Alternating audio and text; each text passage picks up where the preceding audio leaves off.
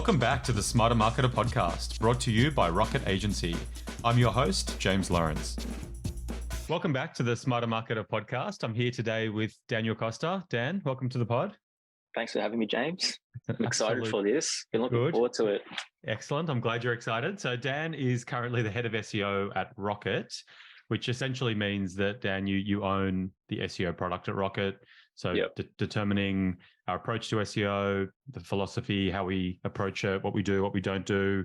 You manage the SEO team at Rocket, and I guess ultimately you're accountable for the results that we drive for our clients. You also do a bit of hands-on work on some of our key accounts, driving SEO strategy. Through your career, you've worked on lots and lots of campaigns, I guess, for bigger brands like Tommy Hilfiger and Calvin Klein, Foot Locker, Jim's Cleaning Group, Soul Origin, Snap Printing. Dan, welcome to the pod. We're here to chat all things SEO. I can't wait for it.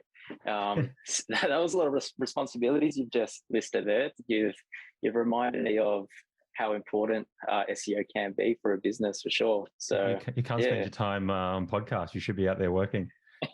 Yeah, I know, right? But that's cool. Good. So I think, we're chatting about it before we started to record. And I think for me, it's an interesting time to be discussing SEO. Like I don't know. When I do webinars, I've got a few slides on SEO, and I think a lot of marketers in Australia don't truly understand how important it is. Where the stats that we have, and these are public industry-wide stats, that organic visits on average, this is across America, Australia, UK, drive about 53% of traffic to websites. Direct is generally about 20%. So you've got almost 75% of traffic every day being pushed to websites, like commercial websites, is from direct or from organic. Then if you lump paid search and paid social together, it's 20%, right? So that's bringing you up to, into the 90s, and then a very, very small fraction of traffic comes from organic social. So the absolute majority of traffic going to businesses' websites comes from organic. It's definitely what we see across our basket of clients. Like very rarely are we seeing clients who have, a very small percentage of their traffic coming from organic. It does jump around depending on how old a business is and what other marketing channels they're running. Google drives 97% of searches in Australia, being very small here.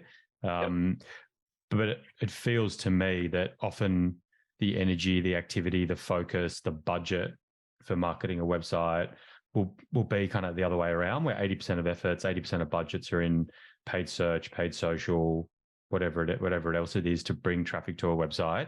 And then often SEO is kind of this afterthought where it's let's tick a box, spend a couple of grand a month, and we're doing SEO kind of thing. Yeah. I mean, you're probably a biased person to speak to, but like, do you kind of, is that what you see as well and you're feeling as well? Yeah, for sure. Like, I mean, I guess the biggest kind of factor that plays into it is just, and I guess one of the pain points with SEO from my perspective is just the immediate results and the time it takes.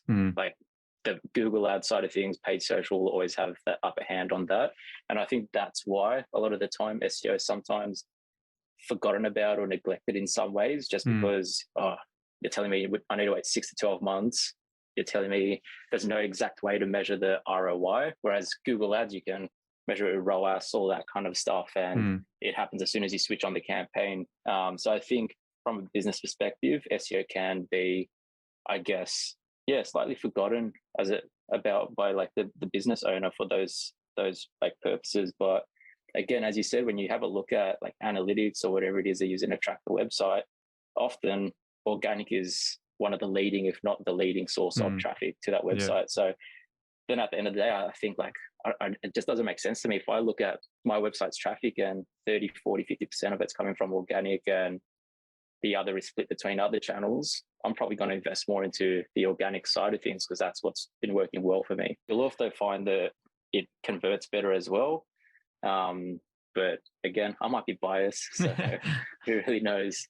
But it is true. And all the studies, particularly all the studies show that users trust organic visits more than they trust paid, particularly true in B2B and longer buyer journey kind of searches. But yeah, and I think more broadly, because we've been doing SEO for a long time, when COVID hit, not just Rocket clients, but across the board, I think often SEO was one of the first things to go. And because it was that, well, 6 to 12 months, can we afford to kind of pause it?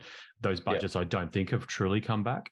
And what we have seen as an industry is that CPCs in Google search, in paid social, have been rising every single year, which to me feels like a good time to be talking SEO, like where if you are looking for kind of opportunities and gaps in the market, like SEO potentially is one, even though you might be doing it, you're probably potentially not doing it as deeply as you should. 100%. Yeah, cool. Yeah, couldn't agree more. Yeah, cool. Okay. I mean, I think maybe just to get started, like what are the big trends in SEO at the moment? I know it's a difficult question to answer in such a broad subject matter, but yeah, like what are the big trends out there? Yeah, I mean, I think like the biggest, and there's no surprise here, is around AI content and what that's going to sort of mean for SEOs this year in 2023. AI, it's not new to SEO. Like I feel like for the past couple of years, there's been reiterations of AI content writers and content spinners and whatnot. But yeah, with ChatGPT, it's definitely something that has just taken it to a whole new level. So that's definitely something that's going to be sort of trending upwards, I guess, in the space this year. Yeah. GA4 as well. I think that's something that maybe some people are just kind of pushing off, but in 6 months' time, once end of June hits, we're all kind of forced to be using GA4. Yeah. So I think there's going to be a trend of people over the next 6 months doing a bunch of courses, learning as much as they can about it. If websites haven't gotten GA4 tracking set up, they probably should start doing that now, just so they can have some sort of historical data. Yeah. So yeah, probably a lot of rushing towards getting that stuff set up on websites. But in terms of ChatGPT, like what if you're a marketer running a reasonable SEO program at the moment, and SEO is important, drives conversions, you feel it's moving in the right direction. Like, what's your advice? Like, do we need to be changing what we're doing? Are we thinking about it as it relates to developing content, or are we thinking about it as an alternative to potential customers using it to search for things as opposed to Google? Like, what's your perspective on that? Yeah, it's a good point. I think in terms of using it as a search engine itself, I probably wouldn't recommend it. I think eventually at some point, and kind of again what we were speaking about earlier, Microsoft investing into OpenAI, who runs ChatGPT, it's definitely going to be incorporated into at least Bing in some sort of way. And I imagine in years to come, there's going to be some sort of AI functionality within the major search engines. But yeah, I don't see it becoming a search engine itself and people trying to get their sort of local plumber off ChatGPT. I think that's still where like Google and stuff are king. And then in terms of how SEOs could use it, I think the content's probably the biggest opportunity there.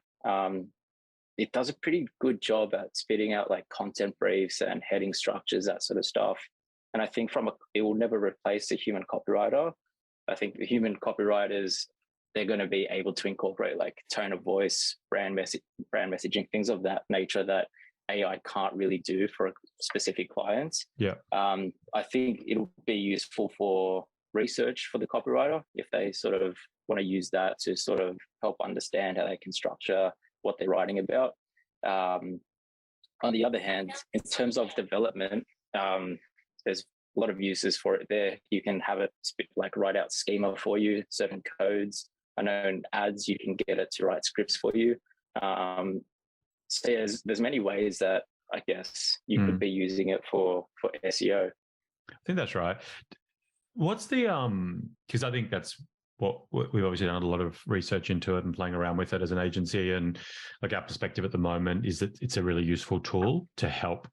Almost I was talking to another agency owner recently, and he was kind of they internally describe it as a way of kind of getting past writer's block, like just helping to get content moving. And I feel that's an okay position for Rocket at this point to kind of start to kind of advance content for clients. But is it your understanding that literally just having a bot write a 1,500 word piece for a website, copying and pasting it on.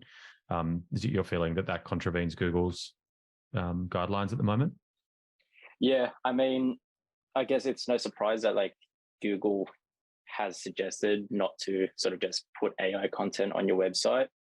I do think that, yeah, as you kind of suggested, you still need that human element there to go ahead and review that content, make sure it is up to scratch. And ChatGPT, again, as you said, really good for the writer's block of things. If you're sort of a creative and you rely on coming up with new ideas, ChatGPT can help with that.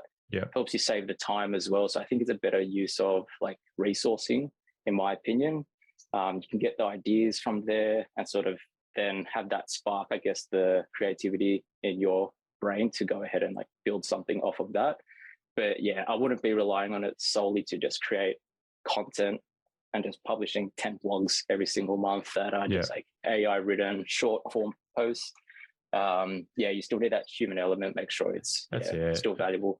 I think everything Google's always said over the years, like, don't do it, we'll catch up. They eventually do. So, and I think we're probably jumping ahead a little bit, but we've seen Google move more and more towards prioritizing high quality content, deep content, not content for the sake of content. So I think, still working in that kind of paradigm makes sense. In terms of GA4, I don't want to get too into, I don't want this pod to be too technical. I think, audience marketers trying to practical takeaways to then go off and potentially solve issues, off the pod. But in terms of GA4, just if you're a marketer and you haven't yet jumped across, or if you have, but you don't really know what you're doing with your GA4 instance, like, why do it? What are the big differences? What do you need to do?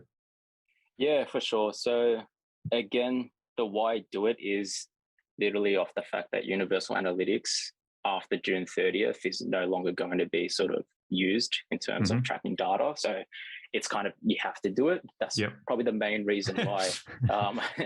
But yeah, I guess like the main thing there, the functionality is slightly different. There are a lot of good, really good free sources online that sort of help educate you on how to use it, some training there so you can become familiar with it. The way it does measure data is slightly different as well. So the way Universal Analytics would measure a user is going to differ to the way GA4 does. I personally think it's going to be more accurate. So it is a good thing. It's just going to be an interesting 2024 as well, comparing what GA4 says versus what Universal Analytics was saying the year before. So that's going to be interesting to see. But yeah, it essentially needs to be done. It's a pretty simple transition. Like it's not too technical. You'd probably still be, I guess, benefited by speaking to an agency that has specialized in GA4 tracking websites, just because they'll be able to do it really efficiently. But yeah, it's not a huge change. It's going to require some sort of adaptability from marketers and anyone involved or looking into GA4. But I guess in a couple of years, we'll understand the purpose of it. It will be a better user sort of experience for businesses. Yeah. And I'll insert plug here, Rocket. We have been working with clients. Actually, this is not by design, but like if you are stuck, you can definitely reach out to us. We've done a lot of kind of migrations since before June last year, just to get all of our clients being able to give year-on-year data, but it is something we can help with. I think in terms of SEO, like at Rocket, we break it into 3 buckets. We kind of look at technical, offsite, and then on-site / content as the 3 buckets of SEO. I think it's you can, there's different ways of approaching it, but to me that just makes it's a very easy to understand approach. So just thought it'd be good to talk into each of those buckets. And once again, not wanting to get too technical. We promised beforehand we weren't going to use the word canonicalization on the pod. I'll do my best. Yeah, that's right. So if we've got the audience is marketers and in-house marketers in Australia. So let's just talk to each of those. So in terms of technical SEO, very quickly, kind of what is it, and then what are the big trends out there for this year? Yeah, I'll keep it very simplistic. The technical SEO side of things is just about how Google's actually crawling and indexing the content on your website. given the name of technical, it does get very technical when you start talking about James's favorite canonicals, no index tags, all that sort of stuff. But essentially, what an SEO agency should be doing for the website is making sure that Google is crawling and indexing your website appropriately. And that's going to include making sure that the pages we do want indexed are indexed. If there's pages that we don't necessarily want to be indexed, they're not getting indexed. A lot of the times you can face sort of cannibalization, and that's sort of where you've got pages competing for the same sort of topic of keywords, a cluster of keywords. If you've got some sort of like filter mechanism on your website, I see it a lot of times with e-commerce stores. If you've got some sort of filtering where a user selects a filter, it creates a new URL, you could potentially have issues that way. So it's essentially just where your SEO is going to go through all of the best practice technical stuff. Tech, I'd say, is not really one that there's all these trends and developments over like 1 year to the next. It's very much the technical audits we're doing now, I'd say, are pretty much the same or very similar to the ones we were doing a couple of years ago. Because at the end of the day, what comes with technical SEO still stands. But yeah, it's just the efficiency of crawling and indexation. You know, how we introed the pod around maybe SEO is probably a little bit underestimated in terms of its importance in a well-rounded digital marketing strategy. I sometimes feel that technical is that within SEO, which is like prospective clients will come to us thinking that that's fine and solved and good and pages load quickly, so we're all ready to rock and roll, and they want to start jumping into content and offsite. But often the big leaps forward come from technical, often where there are these roadblocks or these things that can be quite difficult to diagnose, sometimes very difficult to fix, but sometimes actually not very difficult to fix. Is that fair, like in your observation? Yeah, I'd say so. If you've got a technically sound website, it's just going to benefit the user experience for all your other channels as well. So for example, if you're running an ads campaign and the user clicks on that sort of ad, it goes to a web page that's taken a few seconds to load, it's just going to lead to a bounce rate for that particular campaign. Whereas SEOs are going to start looking at improving that site speed, improving the overall structure of that web page that is best suited for that user. So yeah, again, maybe a bit of bias here, but one of the benefits of SEO here is I just feel like it's focused on creating a better website and sort of a better user experience. And in turn, that's just going to benefit all your social or your ads or your email, that sort of stuff. Yeah. In terms of technical SEO, how often does it need to be looked at? Like, is it a case of I've just launched my brand new website, it's great, I've had someone audit it, do a diagnostic, it's fine. You know, am I getting it looked at every 2 years, every year, every month? Like, what are the checks to make sure that you're kind of moving forward as well as you can? Yeah, the way we kind of approach it here at Rocket is we'll do a major, I guess, audit, you could say, every 6 to 12 months. To do one every month or even every quarter probably isn't too necessary. It's probably necessary if you are, for example, about to migrate or you have just migrated. At that point, you probably need to be looking at the technical side of things more often. But yeah, we'll do like a major technical audit on websites every 6 to 12 months. In between that, we'll also do sort of standard health checks every quarter just to make sure things are tracking as they're meant to be. So it's something that we don't look at every week or every month, but at least once every couple of months, every other month, we just do a quick sweep and make sure everything's good. Yeah, cool. In terms of offsite, so that second bucket of SEO, like what are the trends there? Do links still matter? Yeah, for sure. Is are links the only thing that matter in terms of offsite? Are there other factors? Yeah, I mean, I guess with the offsite, it's all about kind of how other websites are talking about your brand. In its simplest form, it does come down to link building. That's probably the biggest aspect, or not probably, is the biggest aspect of it. Essentially, you have 20 websites all talking about your brand. They all link to your brand.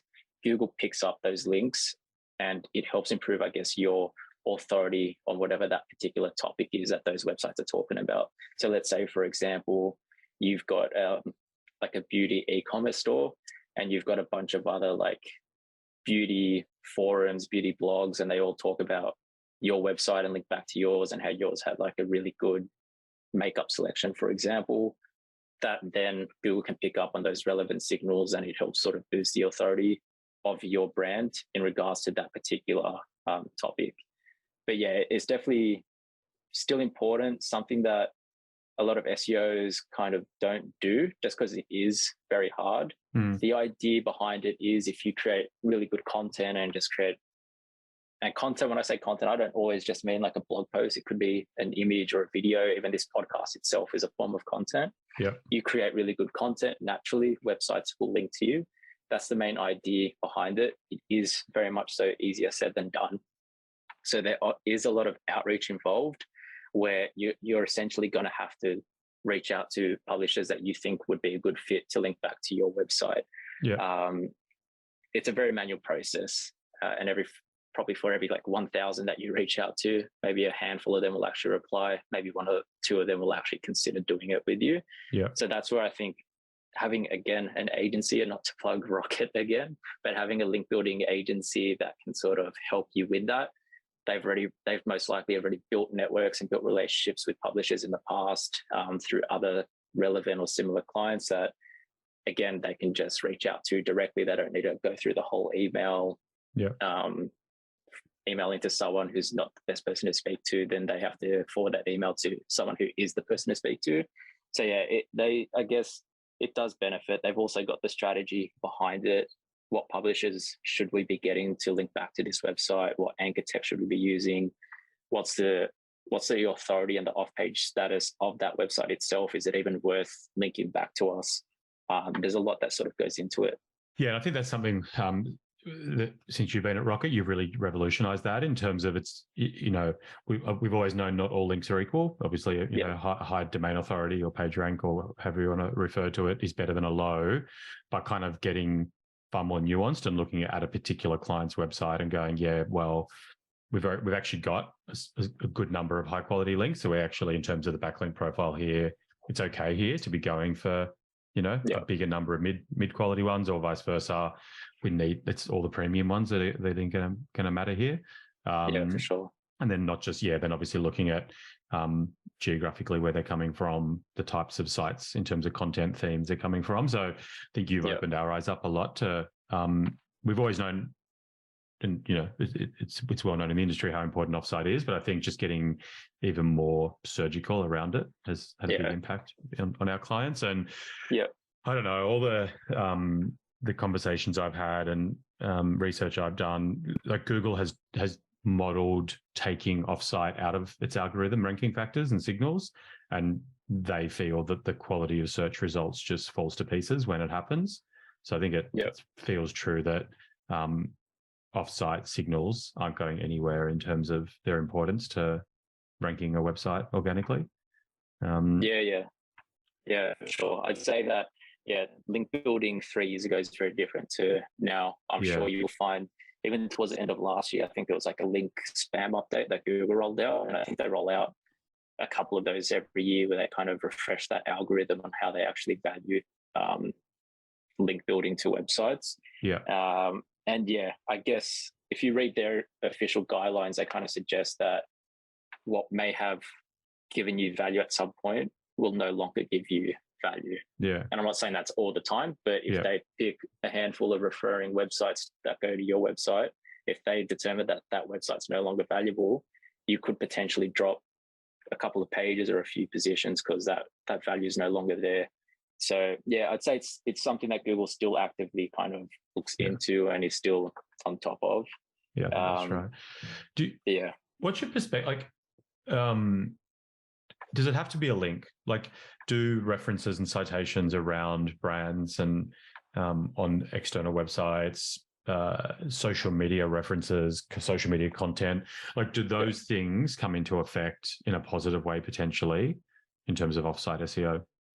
Yeah, look, I'd say it does. At the end of the day, it would. I think one of the biggest parts of SEO is building a brand. You need to build a brand, and that'll sort of help your organic rankings indirectly. And I think you getting talked about on socials and different blogs and stuff is still beneficial, even if it doesn't link to you. Again, one thing that I always recommend is finding those brand mentions and potentially outreaching to them to get links. And that's another form of link building you could do. I think it's typically referred to as like link reclamation or brand reclamation. But yeah, there's ways where you can sort of find a list of articles or blog posts that have talked about your brand, but don't necessarily link to it. And you typically have a higher success rate of outreaching to those websites because they're already talking about you versus a website who's never spoken about you and you're trying to get a link off them. Yeah. So in the ideal world, yeah, you would have your website linked, but even if it doesn't, I do still believe that Google and search engines still see that and still see your brand being spoken about. And that just improves, I guess, like the value of your brand as an entity in Google. Yeah, that's good feedback. Moving on to the last area in terms of the big three, on-site and content. What are the big themes? What should marketers out there be looking for in 2023? Yeah, for sure. I mean, for the past few years, and I think it still stays the same this year, content is king is like an often like referred to sentence. I think it stays the same this year as well. I don't care too much these days about like how many words are on a page. If you're going to tell me I chuck 2,000 words of content on this page and it's going to rank, written by ChatGPT, like that's cool. There's a chance that it might, but in terms of the long term, it'll most likely fall back off over time once Google sort of picks up on what you've done. I'd much rather like a very concise 500-word blog talking about a specific topic than a 2,000-word blog talking about that topic, but it's kind of just like fluff. There's no real value about it. Yeah. So yeah, content, I still believe is king. It's all about the relevance of your website. So if you're trying to be visible and rank for a certain group of keywords, your content needs to be including those keywords for Google to see the relevance there. Yeah. It's probably the strongest signal. And you could group the content alongside like your title tags and your H1 headings and stuff, and using those as more signals to understand the relevance. But yeah, it's definitely something that can't be avoided. You definitely needs to be part of your strategy. It often complements your link building as well. So if you've gone ahead and created a really nice blog, that's like, again, I'll just use word count as the use of like measurement here, but you create like a 2,000 word blog that's actually really good. You've got FAQs in there, you've got a video, you've got images and infographic and a link to a podcast, for example. Within that, you've got the value there of potentially getting sourced to by other publishers if they've seen you talking about it. Yeah, that's because we've been saying it for a long time. Like the internet has enough average quality content, and Chat GPT and other avenues will just continue to make it easier and easier, right, to create content for content's sake. And Google for years has been saying, our mission is to solve the world, people's answers and answer questions. It's always said prioritize quality content over thin content. So I think the idea that if you're pumping out 500 to 700 word blog articles and you're doing 3 of them a week and 12 a month, and you're pumping them out therefore on social and in your EDM, and that's your content plan, you're probably setting yourself up to fail. Like it really is about systematically working through the types of areas of content where you can genuinely solve people's problems and give them deep insights into things. I guess our philosophy now is very much on evergreen. Like we look at taking the kind of the Hollywood blockbuster approach to content, which is, we see Hollywood just continuing to recycle Spider-Man and Marvel and whatever else, all the stuff that that it knows users like, rather than advocating an approach like a newspaper approach. Is we just have to keep pumping out content every single day. So it is about, and for most of our clients, the answers that they can give to their potential clients, they haven't really changed, right? It's the same thing 5 years ago, 10, 15. So build deep content. And as you've said, it's it might be a podcast, it might be a video, it might be a 300 word answer to a question that's actually really, really good. And then I guess be interested to get your perspective, but Google also then looking at how users are interacting with content, and if a piece of content, whether it's 200 words or 500 words, is answering people's questions, they're not hitting back and doing more searching, then over time that content will move up and triumph over maybe a lot longer content. Is that kind of what you see as well? Yeah, for sure. Like I think the way users are engaging in your content's really important.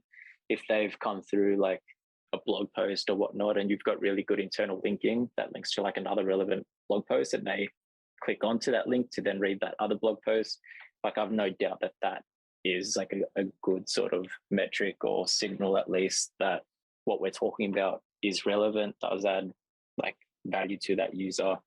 Another thing that I always recommend with content, and often the fact, as you said, James, like a lot of the times agencies will just pump out 3 blogs a month for 12 months. They do that for a couple of years, but there's no real thought or strategy behind it. It's always good to kind of, after years have passed, always good to go back and sort of determine if that content is still relevant, if it's worth keeping on the website, if it's worth refreshing to make it more relevant. So yeah, that's always something you can do in terms of content. Doesn't always necessarily have to be new content you're producing. You can decide to look at existing content and look at how you can repivot or reshape it to make it more relevant now. Yeah, well, I think like I won't mention the client by name, but probably our most successful SEO case study last year in terms of just actual traffic and conversion growth. The biggest piece of work we did for that client was a massive rationalization of of content on their site, right? Like primarily around their blog, but throughout other sections. And it was like amalgamating content, killing content, prioritizing content. And as much as we continued to do technical and continued to do offsite, it wasn't actually publishing any new content. It was the rationalization of a massive site, which has had the biggest impact on SEO uplift, which I think also leads into the reality that an approach to SEO will never be the same for two clients. It's it's very much based on where you're at, where your website's at, where your offsite's at. How long have you been pumping out average quality content? Or conversely, content's actually pretty solid. It's the fact that you've got massive crawl issues, or you've never invested in proper offsite, or you've done horrendous offsite with buying links in link farms. So it's that diagnostic is so important, isn't it? Yeah, 100%. It's definitely important. And with that particular project, I think it involved pretty much culling a couple of 100 blogs, which sounds scary, sounds terrifying. But if you're doing the proper auditing and proper research behind it before you make that decision, again, as we saw in that particular case, it had a nice uplift after the fact. So yeah, it's definitely something worth investigating. The other part I'd add to the on-site is just in regards to EAT, which has now become double EAT.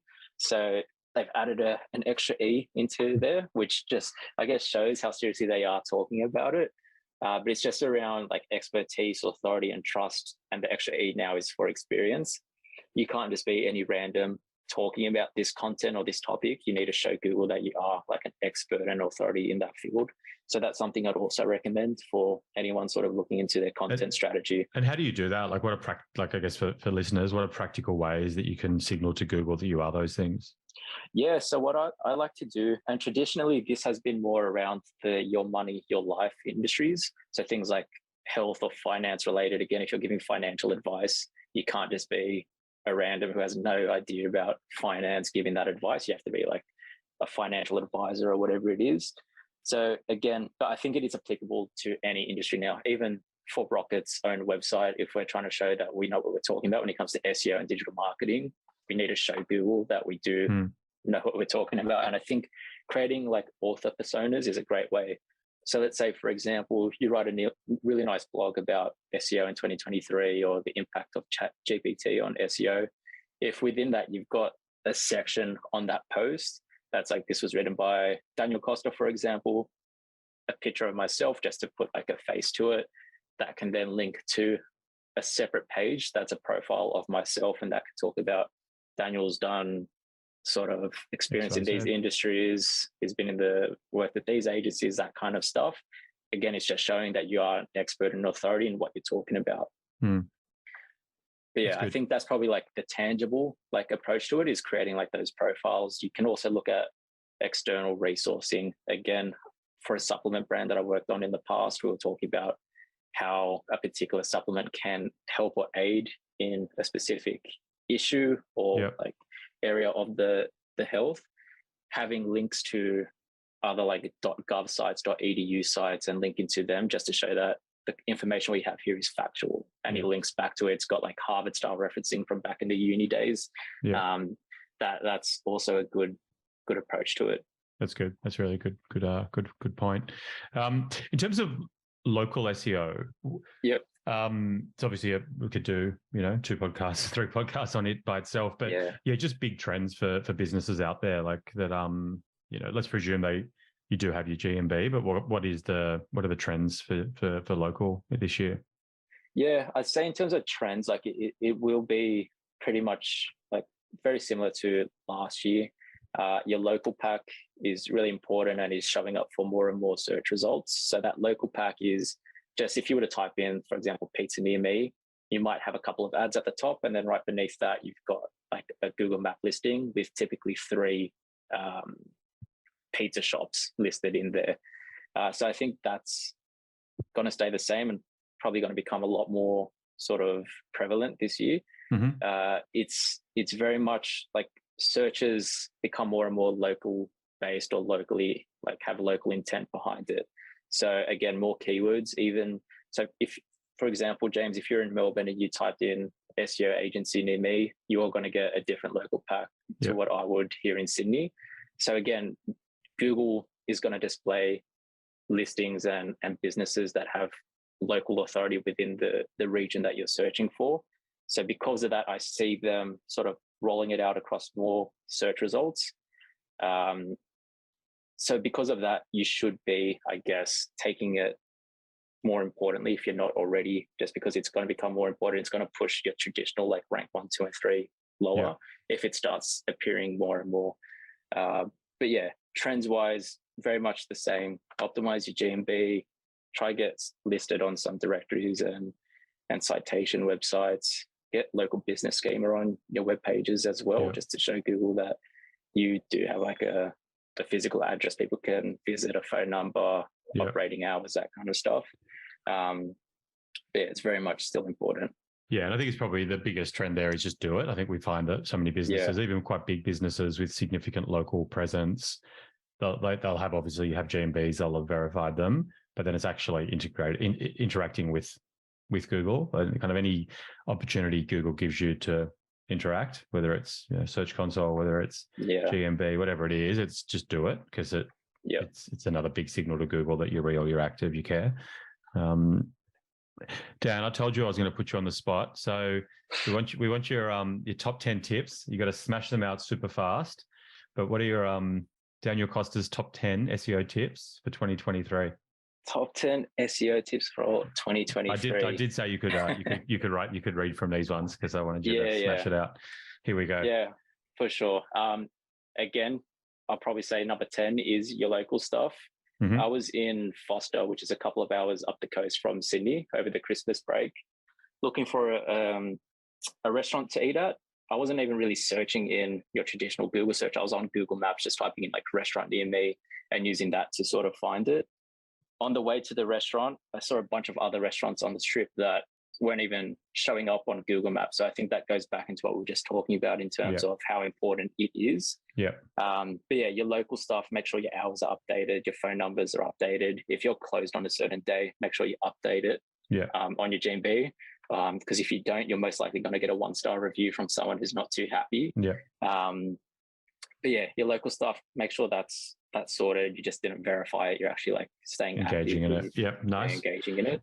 Number 9. Number 9, review your existing content. Again, going back to what we were saying before, you most likely already have content that's a couple of years old. Go through it, refresh it. Is it still relevant? Did you create a 2021 ultimate guide to SEO? If you did, maybe update it to your 2023 guide in SEO.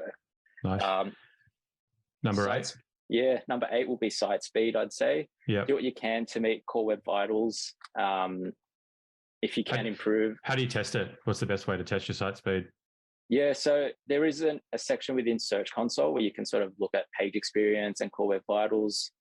Otherwise, you can look at page speed insights by Google, and that'll give you the information as well. It's a big one. Number 7, I'm going to get caught up here in the numbers. I'm going to forget the number. Number 7. Yeah, 7 is stay on trend, I'd say. What are users searching?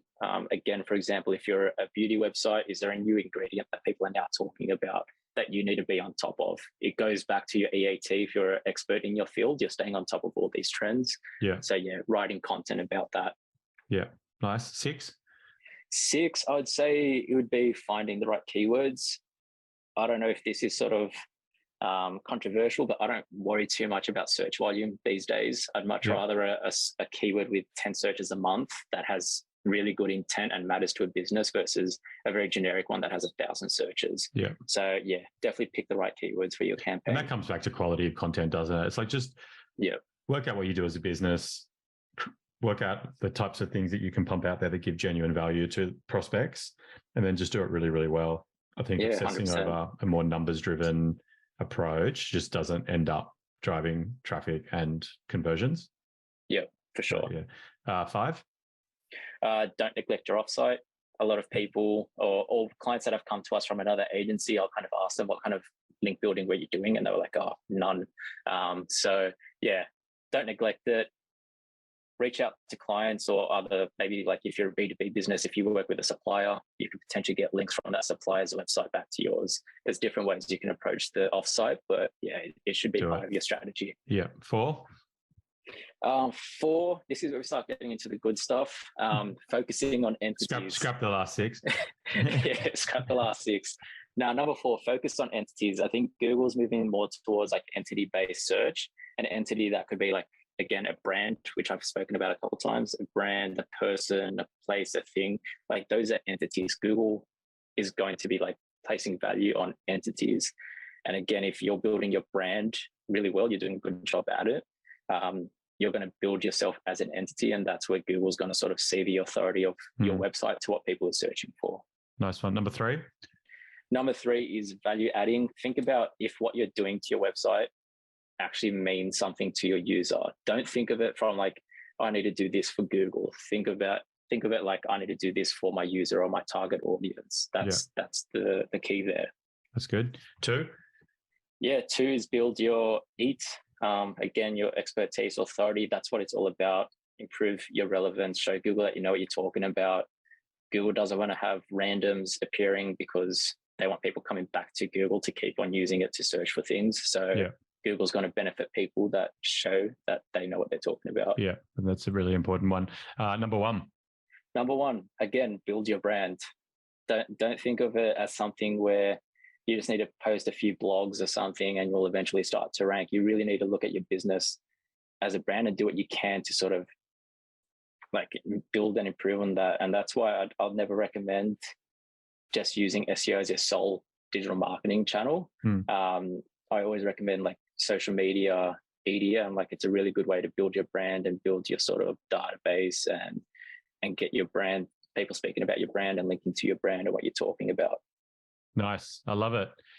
There's lots of stuff in there. I think, I think with all the pods and content we produce, I think if you listen to this pod and just pick 1, 2 things, like practical things to implement in your SEO strategy for 2023, it's a bit of a win. Now you got to take your SEO hat off. What's the best piece of career advice that you'd give to an Australian marketer? Can't be SEO related. No, it won't be SEO related. I guess with me, what worked well and what I always encourage is say yes when other people say no. That's a great one. It really helps you, I guess, stand out and prove something to yourself. And it's not about being a suck up or anything like that, or I'm better than you. It's purely look at it as a challenge for yourself. If you can get through this, then I'm sure in years to come, you'll come a long way. So yeah, say yes when others say no. I think if you start doing that more and more, you might get a bit more stressed out because you've got extra responsibilities on your plate. But after a year or so's passed, you can think back and be like, I actually did that. And I'm thankful I did. I grew from it, learned something new from it. So that's my advice. It's a good one, Dan. Hard things make more hard things possible. Yeah, I have a joke with a couple of guys in the SEO team. Or not even a joke, but pressure makes diamonds. So we're going to get that up on the wall soon. I love it. Cool, man. Well, thanks a lot for coming on the pod. Yeah, thanks for having me. Cheers.